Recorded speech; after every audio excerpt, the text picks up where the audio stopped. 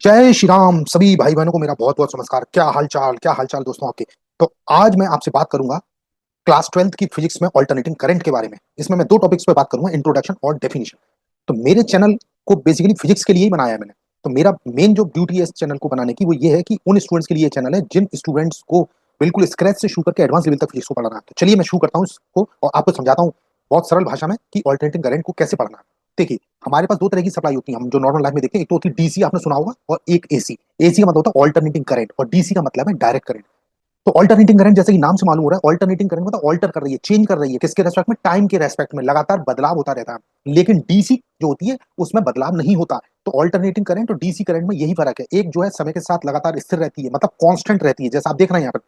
जबकि alternating current जो time के साथ अपना डायरेक्शन बदलती है और रिवर्स होती है, पीरियोडिकली रिवर्स होती है। अब ये चीजें आगे आगे धीरे धीरे आपको मैं बिल्डअप करूंगा, क्योंकि मैं बेसिक स्क्रैच से चल के और आपको बेसिक लेवल से एडवांस लेवल तक ले जाने वाला हूँ। डीसी जो है फ्लो करती है with constant magnitude in the same direction, जैसा मैंने आपको समझाया। तो दोस्तों ये जो है बिल्कुल बेसिक बात है। अब ऑल्टरनेटिंग करंट चूंकि हमारा चैप्टर का नाम है, तो हम जो हमारा विशेष ध्यान जो रहेगा दोस्तों, वो रहेगा हमारा ऑल्टरनेटिंग करंट पे। हम डीसी की बात यहाँ कम करेंगे। ओके, चलिए अब देखते हैं equation of AC voltage and current. अब दूसरी बारी आती है इक्वेशन क्या होती है। तो देखिए, किसी भी जो वोल्टेज है या करंट है उसको रिप्रेजेंट करने के लिए मेरे पास कुछ मैथमेटिकल फॉर्मुलेशन होना चाहिए, तो हम उसको बोलते हैं इक्वेशन। मैथमेटिकल प्रेजेंटेशन है ये। तो हम जैसे लिख देते हैं कोई equation, e is equal to e not sine omega t, जैसे आप देख रहे हैं। तो यहाँ पर अब इसका मीनिंग क्या है? तो ई नॉट ओमेगा जैसे इसमें अपीयर हो रहा है इक्वेशन में, तो E is called instantaneous value of voltage. इसी तरह करंट भी हो सकता है। Similarly E not could be the peak और मैक्सिमम वैल्यू, और इसको एम्पलीट्यूड भी बोलते हैं। तो ये कहलाता है वोल्टेज एम्पलीट्यूड। और एक ओमेगा जो है ये भी बहुत इंपॉर्टेंट है, इसको बोलते हैं एंगुलर फ्रीक्वेंसी, सप्लाई की एंगुलर फ्रीक्वेंसी, जिसको हम रेडियन पर सेकंड में मेजर करते हैं। रेडियन पर सेकंड में इसकी हम जो यूनिट लेते हैं। तो omega is equal to 2 pi f होता है। ओके, आगे हम बताएंगे एफ क्या है। यहाँ पर फ्रीक्वेंसी है जिसको हम हर्ट्ज में मेजर करते हैं। तो हर्ट्ज और रेडियन पर सेकंड में ये एक रिलेशन हो गया बच्चों। अब मैं आपको बताता हूँ एसी करंट की इक्वेशन, जैसे करंट के लिए लिखनी है तो जैसे मैंने लिखी है, इसमें आई कर दीजिए, वोल्टेज की जगह आप करंट कर दीजिए, तो ये इक्वेशन आपकी सेम टू सेम करंट की हो जाएगी। तो ये आपका रहा इक्वेशन ऑफ एसी वोल्टेज और करंट के बारे में। ठीक है, अगर कोई डाउट हो तो कमेंट बॉक्स में आप पूछिए मुझसे, मैं आपको सारी चीज की जानकारी दूंगा। ओके, अब अगर हम देखा जाए कि कुल मिला के अगर देखें तो करंट जो है और वोल्टेज उसके अलग अलग वेव फॉर्म्स हो सकते हैं। जैसे आप यहाँ देख सकते हैं, ये साइन वेव हो सकता है, ठीक है, ये ट्रायंगुलर वेव हो सकती है। ओके, और ये आपकी, जैसे मैं आपको बताऊंगा, ये कहलाती है फुल वेव रेक्टिफायर आउटपुट। ये डीसी है। ठीक, तो कहने का मतलब है यहाँ पर कि जो लगातार चेंज हो रही है उसको एसी बोलते हैं, और जो कांस्टेंट उसको डीसी बोलते हैं। तो यहाँ पर हमने ये जो आपको चीजें पहले बता दी और अब ये दोबारा से मैंने बता दी है। तो यहाँ पर कुछ भी वेव हो सकती है, साइनसॉइडल, ट्रायंगुलर, स्क्वायर वेव और ट्रायंगुलर वेव और rectified wave, all these are nothing but the different forms of the AC. अब ये एसी जनरेटर और सिनुसॉइडल एसी क्या था ये मैं आपको आगे बताऊंगा। एसी जनरेटर होता है जो उसमें एसी प्रोड्यूस होती है, आउटपुट पे एसी प्रोड्यूस करते हैं, जिसको हम ऑल्टरनेटर भी बोलते हैं। साइनसॉइडल एसी मतलब जो साइन वेव के रूप में प्रेजेंट होती है। तो दोस्तों आपने 10th क्लास में पढ़ा होगा कि साइन वेव क्या होती है। तो साइन वेव का जो फॉर्मूला होता है हम निकालते हैं, या फिर साइन वेव को प्रेजेंट करते हैं इस तरीके से होता है। आप देख सकते हैं यहाँ पर ये साइन वेव है। ठीक है, अब ये जो हमारी फ्रीक्वेंसी हमारे घर में जो सप्लाई आती है दोस्तों, उसकी फ्रीक्वेंसी 50 हर्ट्ज है, आपने सुना होगा। इसी तरह जैसे हम कह सकते हैं यूएसए, यूनाइटेड स्टेट्स में जो फ्रीक्वेंसी है वो 60 हर्ट्ज होती है। तो पूरा आपका जो ग्लोब है, जो पूरा वर्ल्ड है, उसमें दो ही फ्रीक्वेंसी होती है, एक 50 हर्ट्ज या फिर 60 हर्ट्ज हो सकती है। बस इसके अलावा कोई फ्रीक्वेंसी आपकी यूज नहीं होती सप्लाई के लिए। अब घर की जो फ्रीक्वेंसी है वो 50 हर्ट्ज है, तो अगर उसको रेडियन पर सेकंड बनाना है तो हम इसको इस फॉर्मूले से बना सकते हैं। खैर ये एक अलग बात है, इसको हम और आगे कभी चर्चा करेंगे और टाइम पीरियड भी निकाल पाएंगे उसका फिर बाद में उसका। तो जैसे मैंने बताया टी इक्वल टू 1/f से आप 1/50 करके इसको 0.02 सेकंड या फिर 20 मिली सेकंड भी बोल सकते हैं। इसको क्या बोल सकते हैं? 20 मिली सेकंड। तो ये कुछ बातें थी एसी के बारे में। अब आता हूँ असली बात पे, जिसको मैं बोलता हूँ average value over a cycle. देखिए साइकिल क्या होता है, पहले तो मैं आपको बताता हूँ साइकिल का मतलब क्या होता है। देखिए ये एक साइन वेव है जैसे मैंने, ठीक है, तो इसका एक पॉजिटिव है और ये नेगेटिव है। और ये दिस कुड बी टाइम और it could be angle, omega T भी हो सकता है ये, और इस पर यह वोल्टेज हो सकता है जैसे अभी आपको मैंने दिखाया। तो ये एक पूरा साइकिल है, this is one complete cycle. तो इस तरीके से इसको हम साइकिल होते हैं। अब हम हमें बात करनी है किसके बारे में? Average value over the cycle. तो इसको कैसे हमें कैलकुलेट करना है, हमें कैसे पता करना है? तो हमने एक इक्वेशन ले ली दोस्तों, जैसे आप ये देख सकते हैं, एक इक्वेशन लिखी मैंने, I equal to I not sine omega T, किसी टाइम इंस्टेंट पर, which is the equation of AC. अभी आपको समझाया मैंने। तो अब यहाँ पर मैंने क्या कहा कि करंट जो है वो कांस्टेंट है स्मॉल टाइम dt के लिए, तो मैं वहां पर चार्ज निकाल लूंगा दोस्तों। Change in charge means amount of the charge that flow in the small time. तो स्मॉल टाइम का मतलब डिफरेंशियल टाइम dt में।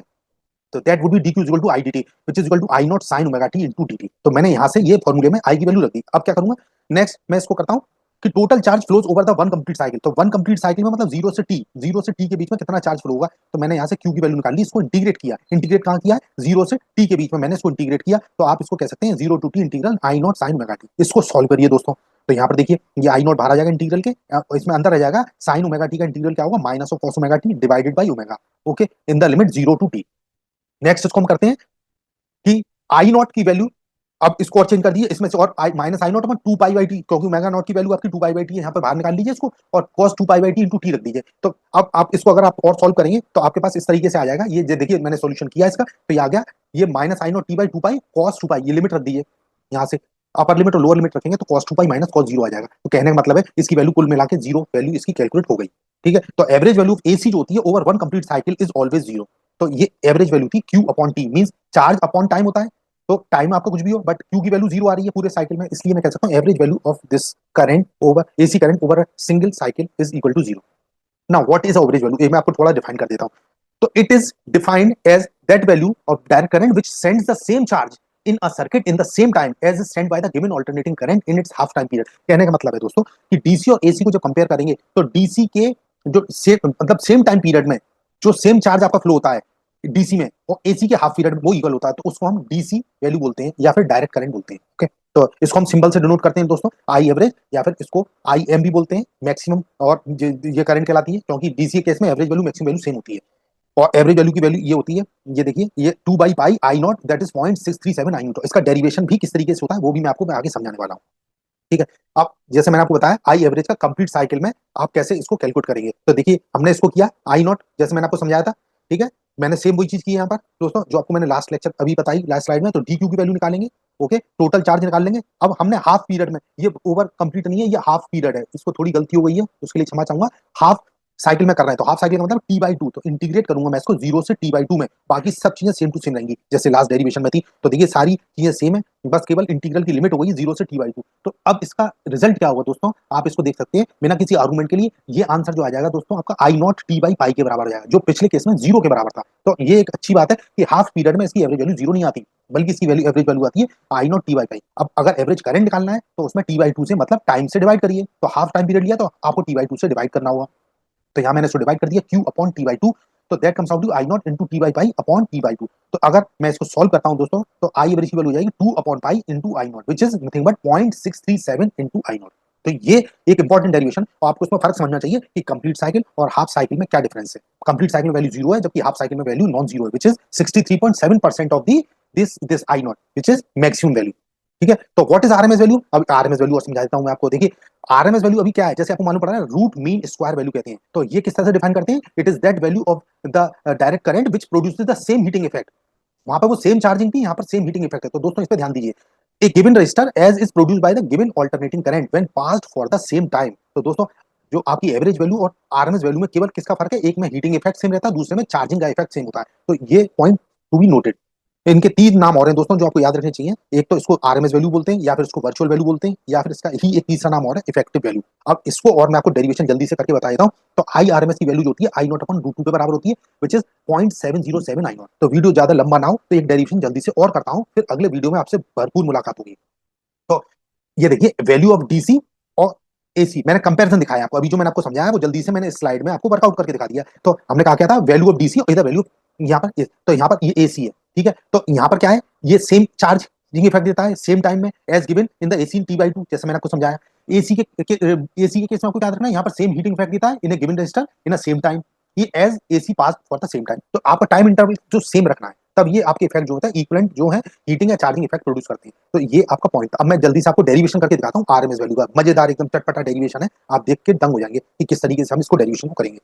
तो देखिए शुरुआत वहीं से करनी है, हमने कोई एक अल्टरनेटिंग करंट का इक्वेशन ले लिया, I equal to I not sine omega t, उसको हमने किसी रेजिस्टेंस के थ्रू पास किया है, तो अमाउंट ऑफ हीट प्रोड्यूस क्या होगा स्मॉल टाइम dt में, दैट तो आप हीट कैसे निकालते हैं, आई स्क्वायर आर इनटू टी। ठीक है, अब मतलब एनर्जी, एनर्जी हीट का मतलब एनर्जी आप निकालनी है जूल में, तो हम उसको कैसे निकालते हैं, आपको पावर इनटू टाइम, तो आई स्क्वायर आर इनटू टी से कर दिया मैंने। अब heat produce in one cycle क्या होगी दोस्तों, आप इसको इंटीग्रेट कर दीजिए, इंटीग्रेट करेंगे तो आप दोनों साइड इंटीग्रेट करेंगे तो ये एनर्जी हो जाएगी जीरो से टी, वन साइकिल मतलब जीरो से T, because T is one complete cycle, that is I square into R into T. अब इसको सॉल्व करिए, तो अब मैं इसमें आरएमएस वैल्यू निकालना चाहता हूं दोस्तों। तो ये एच जो होती है I R M S square into R T के बराबर होता है। ये आपको एक चीज ध्यान रखनी चाहिए, पहली चीज तो ठीक है, हाँ ये हम इसको एक कंसिडरेशन लेना है, जैसे अभी मैंने आपको समझाया था लास्ट स्लाइड में कि सेम टाइम में जो इफेक्ट्स होते हैं हीटिंग इफेक्ट के एसी और डीसी के, वो वाला कंस्ट्रेंट मैंने यहाँ पर इक्वेशन फॉर्म में लिखा हुआ है। तो हम इसको बोलना है H equal to I R M S square into R T. अब देखिए इक्वेशन 1 और 2 पे थोड़ा नजर डालिए, तो ये दोनों इनके एलएचएस बराबर होनी चाहिए, क्योंकि एलएचएस बराबर तो आरएचएस भी बराबर होनी चाहिए, तो यहाँ पर मैंने इनको इक्वेट कर दिया। अब इस इक्वेशन से मुझे क्या मिलेगा, आई आरएमएस स्क्वायर की वैल्यू मिल जाएगी, which is I 1 upon T 0 to T I square d. तो ये आई आरएमएस की वैल्यू हो गई under root 1 upon T 0 to T I square d. तो ये इक्वेशन नंबर 3 हो गई दोस्तों। तो यहाँ से अब इसकी वैल्यू आप फाइंड करेंगे, मतलब 0 to T I square T, यही असली जड़ है जिससे हम कैलकुलेशन करके अपने कंक्लूजन पर पहुंचेंगे। तो इक्वेशन 3 में हम आई स्क्वायर टी की इंटीग्रल को कैलकुलेट करने की कोशिश करते हैं। तो लेट अस कैलकुलेट दिस। तो हमने इसको कैलकुलेट किया, तो 0 to T I square d is equal to 0 to T integral I not square sine square omega T d. कहने का मतलब आई का जो हमने इक्वेशन लिखा था लास्ट वाली स्लाइड में दिखाया था, उसको मैंने यहाँ प्लेस कर दिया। अब मैं इसको प्लेस करूंगा, तो यहाँ जो कांस्टेंट चीज है वो I not square that comes out of the bracket 0 से टी इंटीग्रल में ये sine square omega T d ये अपना अंदर रह जाएगा। अब जैसा कि हम जानते हैं जो cos 2 ओमेगा टी का फॉर्मूला होता है, cos 2 theta is equal to 1 minus 2 sine square theta, वहां से इस फॉर्मूले को लिख दिया है दोस्तों। इंटीग्रेशन आप लोगों को अच्छे से पहचानते हैं, इंटीग्रेशन कैसे करना है, तो उसके डिटेल में मैं नहीं जाऊंगा। मैं केवल आपको इतनी चीज बताना चाहूंगा कि cos 2 ओमेगा टी या cos 2 थीटा की वैल्यू यहाँ पर हमें प्लेस करनी है। फिलहाल इसका परिणाम क्या होगा, हमारा परिणाम ये होगा आई नॉट स्क्वायर अपॉन 2 आ जाएगा इधर इंटीग्रेशन के बाहर, और अंदर जब इंटीग्रेट करेंगे दोस्तों तो यहाँ पर ये आ जाएगा 1 का इंटीग्रेशन टी, और ये cos 2 मेगा टी का integration sin 2 mega T upon 2। Okay, और ये लिमिट आ जाएंगी 0 टू टी। तो इसको जल्दी से करते हैं bind up, I not square by 2, और ये लिमिट रख दी, अपर और लोअर लिमिट रखेंगे, घटाएंगे, घटाना जोड़ना सब करेंगे, काट पीट करेंगे, और आपके पास इस तरीके से चलते जाएंगे, तो आपके पास ये रिजल्ट आएगा I not square by 2 into t minus 0। और मैं बढ़ता हूं आगे, तो इसको इक्वेशन 3 में रखना चाहता हूं मैं, जैसे मैंने आपको लास्ट उसमें स्लाइड में बताया। तो आई आरएमएस की वैल्यू में मेरा इंटरेस्ट है, ठीक है, मेरा इंटरेस्ट क्या है आई आरएमएस में। तो under root 1 upon T 0 to T I square d में ये वैल्यू रख देता हूं, बस मेरा काम बन जाएगा। तो ये आई आरएमएस की वैल्यू हो जाएगी under root 1 upon T into I not square T by 2, ये यहाँ से रख दिया ये वैल्यू, बस मेरा आंसर आ जाएगा I RMS equal to I not by root 2 which is equal to 0.707 I not. तो दोस्तों ये एक कुछ इंपॉर्टेंट पॉइंट थी। अब मैं जो अपना वीडियो को मैं यहीं पर विराम दूंगा, अपनी वाणी को यहीं विराम देता हूं दोस्तों, क्योंकि वीडियो लंबा ना हो, और ये मेरा पहला वीडियो है। तो आप इसको देखिए, इसके बारे में कमेंट कीजिए, मुझे बताइए मेरा वीडियो आपको कैसा लगा। उसके अकॉर्डिंग मैं अपने उसमें पढ़ाने के स्टाइल में या और चीज़ों को और सिंपल बनाने की डायरेक्शन में और काम करूंगा। तो मेरा आप लोगों को बस ये निवेदन है कि इसको लाइक कीजिए, मेरे चैनल को सब्सक्राइब कीजिए, और आप लोगों को बहुत बहुत शुभकामनाएं। Thank you for watching my video. जय श्री राम।